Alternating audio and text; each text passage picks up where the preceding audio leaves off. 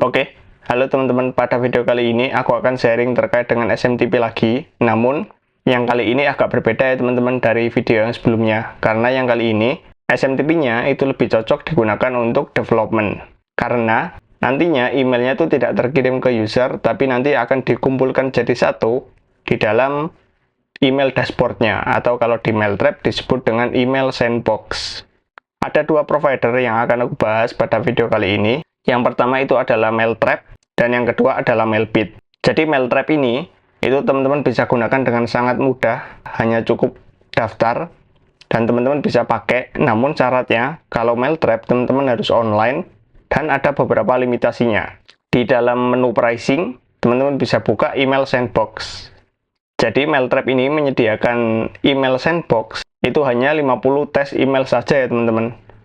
Berbeda dengan Mailpit, kalau Mailpit teman-teman bisa gunakan secara unlimited, karena sebenarnya Mailpit ini itu bersifat lokal ya. Jadi nanti teman-teman bisa jalankan Mailpit ini di dalam local hostnya. Dan jika teman-teman sudah berhasil, nanti teman-teman bisa gunakan Mailpit ini tanpa ada batasan sama sekali, dan bisa digunakan juga dengan offline. Oke, bisa aku mulai saja dulu. Aku akan buka aplikasi Laravel yang sebelumnya. Aku akan jalankan. Ini adalah aplikasi Laravel 12 sederhana, yang aku hanya memiliki satu routing, yakni test, di mana routing ini menggunakan Livewire 4, yang digunakan untuk mengirim email dummy menggunakan row kepada email ini, fajrian20@gmail.com. Dan pada video kali ini aku akan mempraktekkan mengirim email menggunakan SMTP Mailtrap untuk testing. Teman-teman bisa sign up di bagian menu atas, dan teman-teman bisa daftar menggunakan akun Google atau GitHub, atau juga bisa menggunakan Microsoft account. Karena aku sudah memiliki akunnya, oleh karena itu aku akan langsung login terlebih dahulu. Di sini katanya membutuhkan verification code, aku akan ambil email verification-nya, kemudian bisa lanjutkan dengan cara klik verify. Nanti teman-teman akan disuguhkan dengan dashboard seperti ini, kurang lebih, dan teman-teman bisa klik di bagian sandboxes. Kemudian teman-teman bisa create sandbox baru kalau belum punya. Di sini aku sudah punya dengan nama Cloudy. Aku bisa buka. Teman-teman bisa lihat di menu sebelumnya. Di sini ada terlihat limitasinya ya teman-teman. Di sini ada tabel message yang bernilai 0/50. Jadi aku masih belum menggunakannya sama sekali. Aku bisa buka. Di sini terlihat ya teman-teman. Ada beberapa kredensial yang teman-teman bisa gunakan untuk melakukan testing emailnya. Sekarang mari kita coba. Aku bisa copy hostnya dengan cara diklik saja. Kemudian masukkan ke INV-nya atau ke aplikasi teman-teman yang nantinya akan digunakan sebagai testing. Portnya teman-teman bisa pilih, 587 bisa, 465 juga bisa, dan lain-lain. Kemudian username-nya aku akan copy juga. Dan ada passwordnya juga. Di sini ada authentication dan ada TLS, dan katanya yang bagian TLS ini opsional. Jadi aku hanya melakukan setup pada mail host, mail port, mail username, dan mail passwordnya saja. Sekarang mari kita coba tes ya teman-teman. Aku bisa menuju ke kelas components-nya. Di sini kan terlihat akan dikirim ke fajrian20@gmail.com. Sekarang mari kita coba klik. Aku buka, kemudian klik. Di sini sudah berhasil terkirim ya teman-teman. Maka kalau sudah berhasil, aku bisa cek di dashboard-nya, maka akan muncul di bagian sini dengan subjek dan isi sama persis seperti apa yang aku define di dalam kelas components tadi. Jadi enaknya di sini dijelaskan bahwa from-nya itu dari hello@example.com dan to-nya menuju ke fajrian20@gmail.com. Kalau from-nya itu berasal dari INV di sini, kemudian to-nya itu berasal dari message to. Jadi dengan cara itu nanti teman-teman bisa melakukan tracking bahwa email ini akan dikirim ke siapa dengan tampilan yang bisa teman-teman lihat ada di sini. Ada menu teks, ada row, ada spam analysis, dan juga ada tag infonya juga. Ini beberapa informasi yang bisa teman-teman pelajari juga supaya nanti teman-teman juga bisa melakukan tracking email dengan data yang lengkap. Kalau ini aku rubah, contohnya ya, menjadi fajrian@gmail.com, kemudian aku bisa klik lagi, klik. Jika punya teman-teman di sini agak lama, itu tergantung dengan internetnya masing-masing ya, karena ini mengirim SMTP secara online. Sudah berhasil terkirim, maka bisa aku cek, Di sini akan terkumpul di dalam satu dashboard yang sama. From-nya berasal dari hello sama persis, kemudian to-nya akan terkirim ke fajrian@gmail.com sama persis seperti apa yang ada di dalam message to yang ada di sini. Oke, sangat mudah ya teman-teman untuk menggunakan Mailtrap. Namun menurutku kekurangan dari Mailtrap itu sendiri adalah karena ada limitasinya ya teman-teman di sini. Yakni karena dia online, maka sudah pasti ada fitur berbayarnya untuk membayar servis yang disediakan oleh Mailtrap itu sendiri. Jika teman-teman sudah paham dengan Mailtrap, maka sekarang akan aku lanjutkan ke alternatifnya, yakni Mailpit, yang bisa teman-teman gunakan secara gratis, unlimited, dan offline. Mungkin Mailpit ini akan lebih cocok untuk teman-teman ketika melakukan development karena dengan Mailpit ini, teman-teman tidak perlu mengkhawatirkan limitasinya dan teman-teman bisa gunakan juga secara gratis. Aku akan sertakan juga nanti linknya di deskripsi, termasuk dengan Mailtrap-nya. Aku akan klik installation langsung untuk melihat bagaimana cara instalasinya. Di sini sudah dijelaskan bahwa Mailpit ini menggunakan port 8025 untuk web UI-nya dan menggunakan port 1025 untuk SMTP-nya. Jadi nanti kita akan praktekkan ini juga.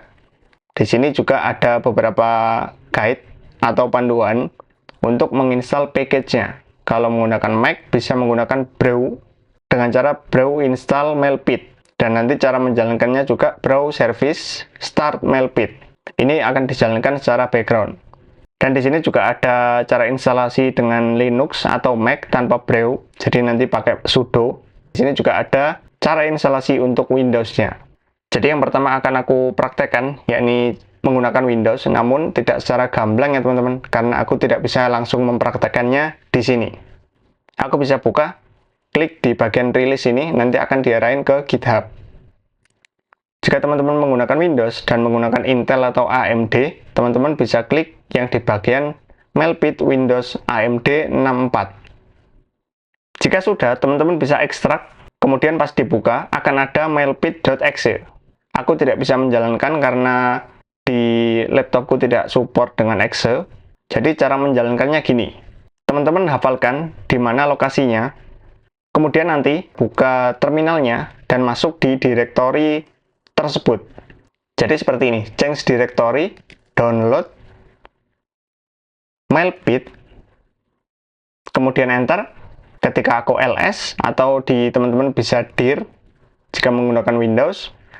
Nah, nanti di sini teman-teman bisa jalankan langsung seperti ini. Jalankan mailpit.exe-nya seperti ini. Bisa di enter saja. Harusnya kalau masih belum berubah, pasti ini akan berjalan. Kemudian bagaimana caranya kalau menggunakan Mac? Kalau menggunakan Mac, teman-teman bisa gunakan dengan lebih mudah. Karena di sini ada bantuan brew, jadi aku bisa copy komennya saja, kemudian bisa jalankan seperti ini, dipaste, enter. Nanti dia akan melakukan download, kemudian jika sudah berhasil, teman-teman bisa langsung jalankan brew service start Mailpit. Aku bisa buka, enter, nanti Mailpit-nya akan jalan di background. Dan jika sudah jalan di background, aku bisa langsung buka web UI-nya dengan cara localhost port 8025. Maka di sini akan terbuka dashboard-nya Mailpit. Jika nanti teman-teman masih belum sampai di dashboard ini, atau masih kesulitan dalam menjalankan Mailpit-nya, teman-teman bisa tinggalkan saja di dalam kolom komentar di bawah, bahwa aku masih mengalami kesulitan untuk menjalankan Mailpit ini. Maka nanti akan aku carikan video yang related juga, dan mungkin nanti akan aku buatkan video juga yang benar-benar menggunakan Windows, supaya nanti teman-teman bisa lebih jelas juga ya, dan bisa mengikuti step ini sampai nanti melakukan testing emailnya. Jadi untuk sementara, aku bisa lanjutkan terlebih dahulu. Caranya, aku bisa kembali ke installation, kemudian copy portnya yang digunakan untuk SMTP, kemudian masuk ke INV-nya. Di sini portnya aku bisa paste di dalam mail portnya, kemudian hostnya itu localhost, atau boleh 127.0.0.1. Mail username-nya itu 0, kemudian mail password-nya itu 0 juga. Sekarang mari kita coba. Aku bisa klik button-nya, klik, langsung terkirim dengan cepat karena ini adalah lokal. Jadi tidak ada loading yang lama. nunggu ke server SMTP-nya, karena sebenarnya server SMTP-nya ada di komputer kalian masing-masing. Di sini sudah terlihat ada satu notifikasi. Mari kita coba buka. Tampilannya hampir sama persis seperti apa yang dimiliki oleh Mailtrap. Ada from-nya, di sini dari hello sama persis, kemudian ada to-nya, itu sama persis seperti apa yang ada di dalam kelas komponen, dan ada isi dari emailnya. Di sini juga ada tab header untuk melihat header emailnya, dan ada row, dan ada link cek-nya juga. Oke, untuk send email pertama sudah berhasil. Sekarang to-nya akan aku ubah menjadi fajrian20@gmail.com. Akan aku klik 2 kali. Klik, klik. Harusnya yang terkirim 2, dan di sini sudah berhasil terkirim 2. Yang pertama seperti ini, dan yang kedua seperti ini. Dua email ini sama persis karena memang isinya sama. To-nya juga sudah berubah menjadi fajrian20@gmail.com. Sangat mudah ya teman-teman untuk menggunakan Mailtrap dan Mailpit. Dan email testing ini sangat cocok ketika digunakan untuk development karena tidak ada limitasinya kalau menggunakan Mailpit, dan teman-teman juga bisa menghemat waktu karena kirim emailnya itu loadingnya cepat. Tidak hanya itu, setupnya ketika menggunakan Mailpit juga sangat mudah, bahkan username sama passwordnya hanya perlu diisi 0 saja. Terima kasih, itu saja untuk video kali ini. Jika teman-teman ada pertanyaan atau ada yang perlu didiskusikan, teman-teman bisa tinggalkan saja di dalam kolom komentar yang ada di bawah.